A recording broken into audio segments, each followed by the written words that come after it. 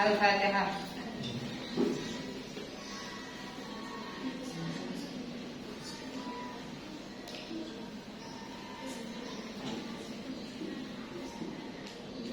Lanjutan kemarin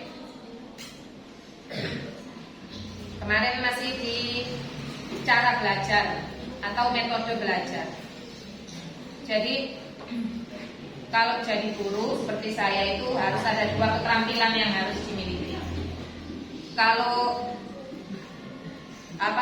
jadi guru bahasa Inggris, hampir semua guru harus punya 2 keterampilan. Ilmu yang ditekuni dan cara mengajar. Karena orang yang pandai itu belum tentu bisa mengajar karena tidak punya keterampilan mengajar. Ya.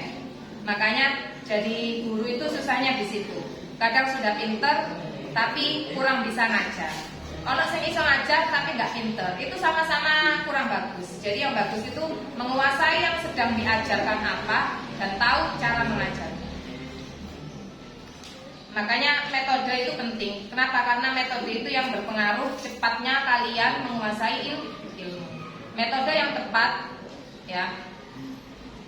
Anak belajar dengan metode yang benar, dengan anak yang belajar dengan metode yang salah, ya.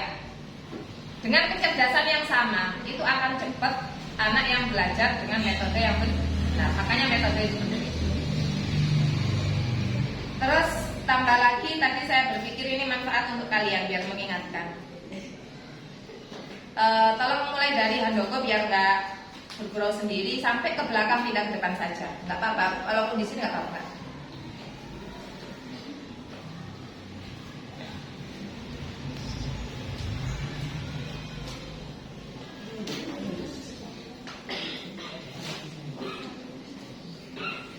Dalam sepanjang hidup kalian harus punya satu hal yang dianggap penting, ya. Kenapa? Biar nggak melehar. Hidup itu biar nggak lost, ya. Apa yang harus kalian anggap penting? Rumono ini. Kalian harus selalu nyaman dalam ketaatan. Tadi itu saya menanam. Apa sih yang penting? Saya tuh mikir, ya. Apa yang penting bagi kita atau bagi kalian biar kalian tuh nggak melehar? Kalian harus selalu nyaman dalam ketaatan, ya. Kenapa? Jika kalian nggak nyaman dengan ketaatan, tolong digesukkan ya. Jika kalian nggak nyaman dengan ketaatan, itu akan rawan melakukan maksiat. Ini contoh gampangnya.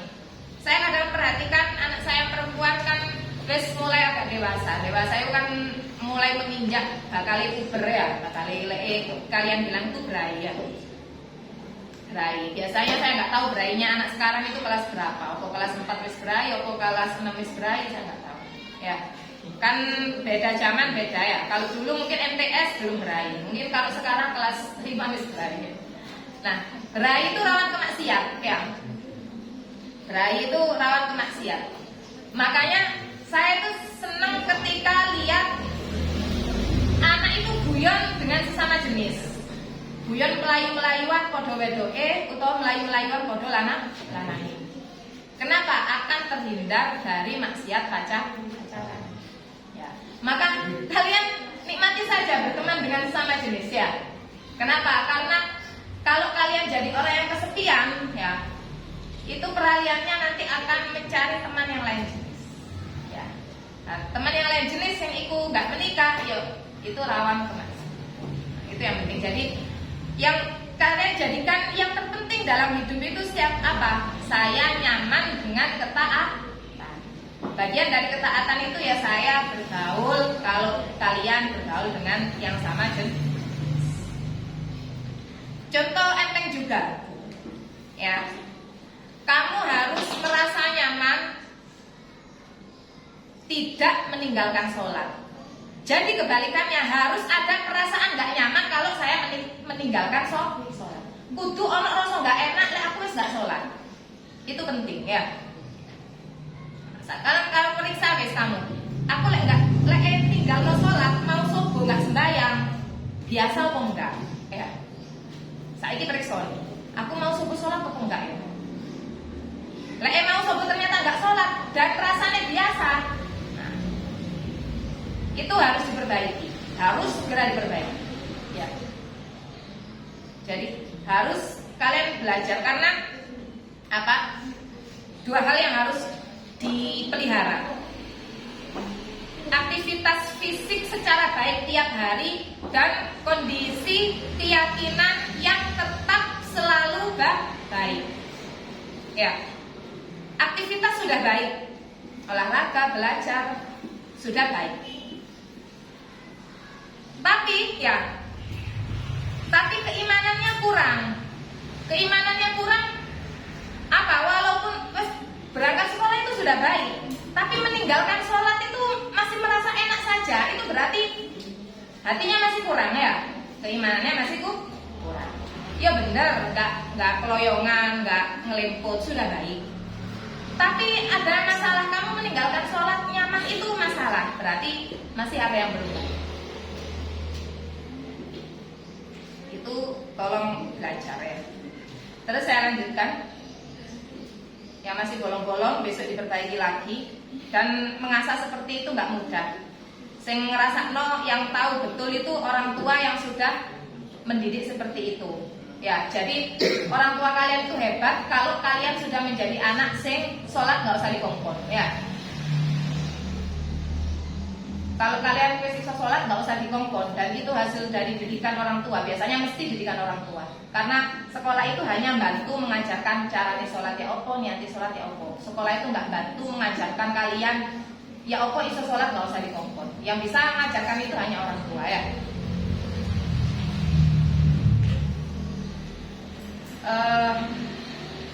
Walayatubul muta'allimu syai'an la yafhamuhu. Lan ojo nulis sapa al muta'allim murid syai'an ing suwiji-wiji la yafhamuhu kang ora paham sapa murid. Sebaiknya kamu tidak menulis sesuatu yang tidak kamu pahami. Tapi ini jangan kamu plesetkan kemudian guru ngasih catatan, ayo nyatat, dengan nyatatkan di papan, kan ada yang dicatat dulu baru diterangkan. Terus kamu merasa saya kan belum paham, nggak saya catat. Ya jangan seperti itu ya. Jangan seperti itu. Maksudnya yang ini itu jangan catat apa yang tidak kamu pahami, itu catatan pribadi ya. Bukan catatan yang dicatatkan guru, tapi catatan pribadi kamu. Ya. Fa'innahu yurisu kalalah. Fa'innahu korona satuhune mengkono iku yurisu marisaken apa nyatet tadi kalalatan tobi ing ketule watek. Karena mencatat sesuatu yang tidak paham itu menyebabkan watak itu tumpul, kurang cerdas. Maksudnya tumpul kurang cerdas itu apa?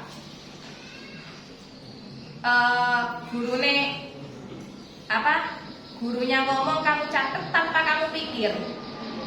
Sama gurunya berbicara, syarat sahnya sholat adalah suci dari hadas. Nyatet tok, tapi kamu nggak mikir suci dari hadas itu apa sih? Gitu loh maksud saya ya. Nyatet tok ada wae kan. Tapi nggak mikir apa sih maksud semua. Itu kan sama dengan nggak ngasah otak ya. Tapi apa sih diasah kelancaran menulis. Akhirnya jadi apa? Tulisan kamu bagus, kamu mau nulis cepat, tapi otaknya nggak terasa. Karena nulis tok nggak mikir ya. Itu yang disebut kalalatat tobi, betul, tumpul otaknya. Wayudhibul fitnah lan ngilangaken ing kepinteran, menghilangkan kecerdasan. Wayudayyiku awqatihi wayudayyiku yang nyia-nyiakan awqatihi ing pirang-pirang waktu ini. Kenapa kok bisa menyia-nyiakan waktu? Ya hitung saja. Kamu sekarang menghabiskan 1 jam untuk menulis nggak paham, 1 jam terbuang. Besok sama kamu ulangi, nulis 1 jam nggak paham, terbuang wis wae. Besok lagi. Kalau dikalkulasi habis 1 tahun kamu nulis sesuatu yang tidak kamu paham. Itu yang dimaksud membuang-buang waktu. Wayang bagi lan saejo. Ayya tahita ing ento nemen-nemen li sapa muta'alim fahmi ing dalem paham minal ustadi saking guru au bit ta'ammuli utawa kelawan angan. Maka seharusnya kamu itu murid itu harus bersungguh-sungguh untuk bisa paham apa yang diterangkan guru. Makanya guru itu nggak bosan, paham. Nah, itu kamu jawabnya yang jujur. Kalau nggak paham bilang nggak paham, kalau paham bilang paham. Biar kalau nggak paham nggak usah lanjut ya. Biar nggak usah lanjut kalau nggak paham. Biar nggak terbuang-buang waktunya. Au bita'amuli atau dengan angan-angan. wat tafakkuri lan mikir, wa kasrotit tikrori lan akeh apa ngulang-ulangi. Jadi cara memahami itu gimana? Dengan mikir. Ya kan? Lek diterangkan kan mikir. Nah, tafakkur sama ta'ammul, tafakkur angen-angen utawa mikir. Atau kasrotit takrori, memperbanyak mengulang-ulang. Jadi nyatet dulu atau menerangkan sebentar, mikirnya lama. Kalian maksudnya ya. Mikirnya lama itu mikir apa? Mikir untuk memahami. Saya itu sering kadang kalau sama ngaji ngapal kan saya sambil lihat artinya. Iku ambek pikir. Seneng sih baik. Memang benar kalau ilmu itu dipikir dan dipahami itu jadinya seneng. Saya contohnya tadi, saya itu sering memperhatikan Asmaul Husna yang sifatnya Al-Khabir. Itu saya sekarang senang sekali memperhatikan Asmaul Husna yang bunyinya Al-Khabir. Al-Khabir itu maha teliti. Jadi saking perone, saking nemene weruh itu sampai disebut Al-Khabir maha teliti. Kalau kita kan tahu, kalau yang disebut tahu kan, oh tahu ini buku sudah ya. Tapi kalau yang namanya sudah teliti sampai tahu ke dalam-dalamnya per hurufnya isinya apa sampai benar-benar tahu ya jumlah hurufnya isinya apa maksudnya apa. Jadi kalau sudah Allah itu Al-Khabir, saya itu langsung kembalikan ke saya. Kalau kita itu sudah paham dan yakin bahwa Allah itu Al-Khabir, maha teliti, ya kita itu nggak perlu khawatir melakukan kebaikan itu dilihat orang, dipuji orang, nggak diperhatikan, atau melakukan kebaikan itu tambah disalah nonang wong.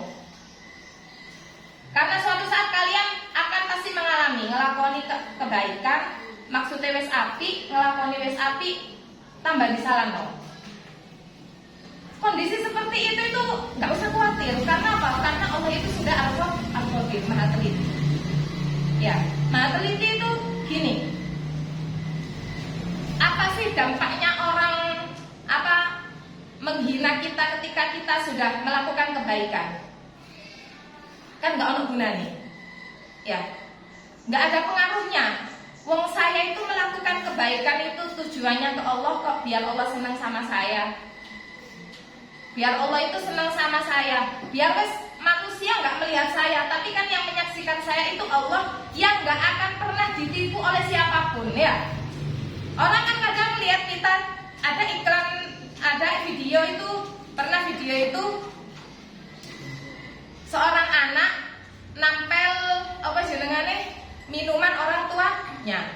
Terus orang yang melihat langsung ngenyek, ibu anak kok nggak sopan, minuman orang tua kok ditampel. Padahal kan kenyataannya itu minuman sudah kadaluarsa dan orang tuanya nggak tahu. Akhirnya ditampel. Nah, hakikatnya perbuatan anak itu baik apa salah? Baik kan? Tapi banyak orang melihat langsung salah tafsir, menjelekkan. Ya, langsung menjelekkan. Bagi orang yang paham bahwa Allah itu Al-Khabir, nggak peduli mereka menjelekkan. Yang penting Allah sudah tahu bahwa maksud saya nampel itu adalah menyelamatkan orang tua dari keracunan. Jadi saya itu mikir, jadi itu yang terus saya pegang ya wes. Habis ini kalau saya melakukan apapun ya, sing iku niat saya baik, terus kemudian orang lain nangkepnya jelek, nggak usah khawatir. Diles-les terus nggak usah khawatir. Saya nggak perlu persaksian manusia, saya hanya perlu kesaksian Allah. Karena Allah itu yang dilihat itu luar sampai ke dalam. Makanya pentingnya hati itu kayak gitu. Karena Allah itu yang di luar itu langsung tembus ya, langsung tembus. Makanya nggak bisa kita itu nipu Allah, itu nggak bisa. Sekarang saya pura-pura sodako ke orang tua atau ke orang miskin, kok ada dalam hati kita sodako ke masjid, langsung kerentek di hati kita. Paling aku dielem nang takmir masjid, mari sodako 10 juta dari masjid. Titik air, ya. Kerentek titik air, mari sodako 10 juta. Itu nggak akan pernah bisa ditipu ya, nggak akan pernah bisa ditipu. Tapi gini masalahnya, apakah kalau sama kita ternyata ngamal ya, taat, iku kok munggo ono gak ikhlas, apakah harus menghapus ketaatan? Jawabannya tidak. Taat tetap dilakukan, hati yang harus diperbaiki. Nggak boleh kita sama ono duit 10 juta ya. Wes niat wes katanya masjid, kok ono kerentek. Aku pingin dilem ya, aku pingin dilem. Kurung wes kalau ono kerentek nggak boleh kayak gitu. Sodakonya teruskan, hatinya yang diperbaiki. Jadi jangan sampai ada alasan. Wong aku ono kerentek, kurung wes nggak boleh kayak gitu ya. Itu senangnya menghindari ya. Jadi total. Sambil saya. Selain Pak Faisal ada lagi yang datang? Ada Pak? Belum ya? Saya lanjutkan ya. Jadi adik sekalian pegang ya, benar-benar jadi. Biar apa? Biar selama-lamanya kita tetap jadi orang yang baik tanpa pura-pura. Ya. Ikut pegang. Dan watak seperti itu biar nurun ke turunan kalian. Kenapa bahaya kalau sampai kalian punya turunan yang baiknya pura-pura? Ya. Contoh, kamu jadi biasanya itu terjadi pada orang yang disiplinnya keras. Ya, disiplinnya keras.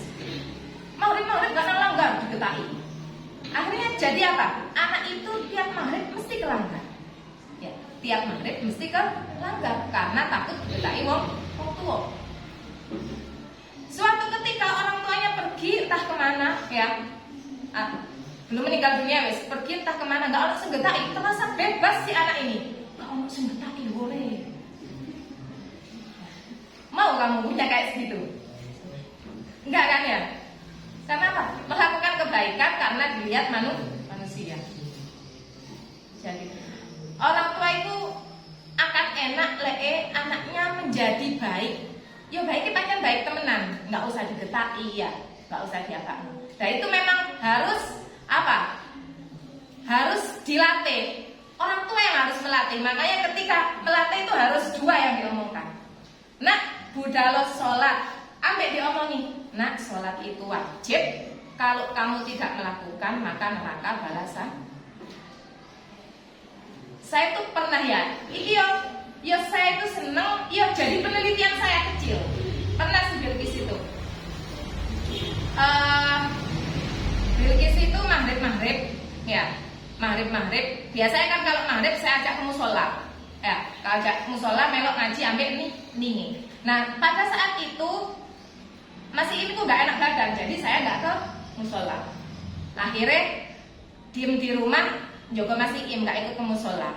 Karena diem di rumah, Bilqis lihat HP.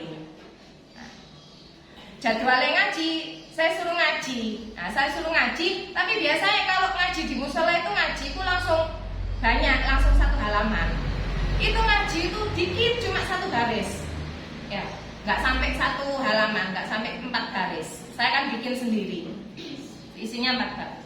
Terus saya bilang gini, saya nggak tahu kalau responnya itu bisa sampai kayak gitu. Itu menakjubkan. Kis, ini, lek ngaji kudu akeh ya. Lek ngaji harus banyak. Ini loh ngaji 1 halaman bisa, harus banyak. Kata malaikat, kalau pengen masuk surga itu ngajinya harus banyak. Langsung nangis. Enggak wes, ini. Enggak wes, saya tetap masuk surga walaupun ngajinya sedikit gitu. Enggak wes, tapi nangis. Saya batin loh. Berarti anak iki wes ono bayangan, lek surga itu enak, lek kenapa gak enak? Langsung nangis. Enggak wes ma, terus nangis kayak gitu. Enggak wes ma, aku tetap masuk surga masih ngajinya titik. Enggak wes aku. Tapi dia kan nangis kayak gitu. Enggak wes ngene, nangis terus sampai. Tapi tak biarkan aku sampai pikir. Saya pengen nanamkan ke Bilqis kudu tertanam. Lek pingin masuk surga ngajine kudu akeh. Gitu. Biar kayak gitu saya biarkan nangis. Cek anak itu terpatri dalam hatinya. Lek pingin masuk surga ngajine kudu akeh gitu. Ya wis itu kesempatan. Nah, jadi kayak gitu. Jadi kalian harus belajar kayak gitu. Saya nggak tahu orang tua kalian dulu mempraktekkan kayak gitu atau enggak. Jadi suatu saat besok kalian mulai kecil itu sudah dibiasakan, didoktrin anaknya kalau ingin masuk surga itu kayak gini, kalau ingin masuk surga itu kayak gini. Biar apa? Biar anak itu, oh ya saya melakukan kayak gini. Nggak apa-apa itu pengen masuk surga, ya. Nah, tapi besok seiring waktu ketika kalian sudah kayak gini, sudah usianya MTS, diajari lagi, beda lagi. Nah, seperti saya, beda lagi. Sudah nggak boleh. Kalau pengen masuk surga itu sholat, kalau pengen mau ngaji itu pengen masuk surga. Sudah nggak kayak gitu, tapi sudah harus bilang, kalau pengen dicintai Allah itu ngaji. Ganti sudah kalimatnya, sudah bukan surga wes ya. Diganti wes, kalau sudah kayak kalian itu sudah harus ganti. Kamu ngaji, kamu sholat biar dicintai Allah. Ya, sudah ganti surganya. Belajar. Kalau kamu masih meninggalkan sholat, kamu masih belum level dicintai Allah, tapi saya kalau pengen surga harus sholat. Kalau kamu sudah bisa disiplin sholat, ganti. Kenapa harus kayak gitu? Biar kita imannya naik level. Ya, imannya naik level. Kalau sholat belum disiplin, belum bisa. Saya dicintai Allah dengan sholat belum bisa. Ya, harus sholat dulu disiplin. Kalau sholat sudah disiplin, ngaji disiplin, ganti surganya diganti Allah. Saya kalau ingin dicintai Allah harus sholat. Wallahu a'lam.